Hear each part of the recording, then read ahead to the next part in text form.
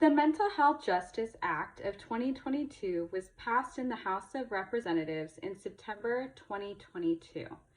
This act authorizes financial grants to states, Indian tribes, tribal organizations, and urban Indian organizations to hire, employ, train, and dispatch mental health professionals to respond to emergencies involving one or more persons with either a mental illness or developmental or intellectual disability in lieu of law enforcement officers.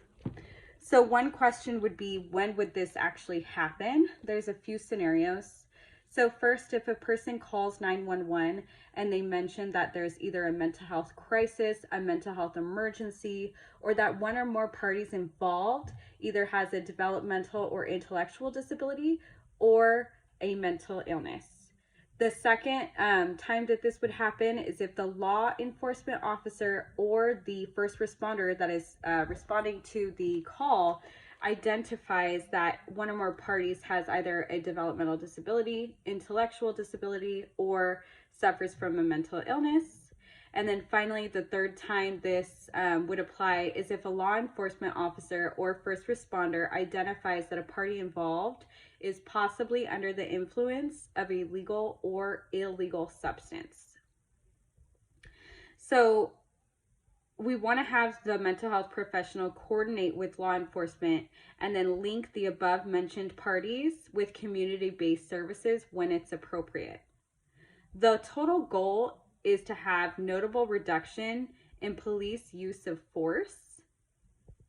So after receiving the funding, recipient states or organizations are going to be held accountable.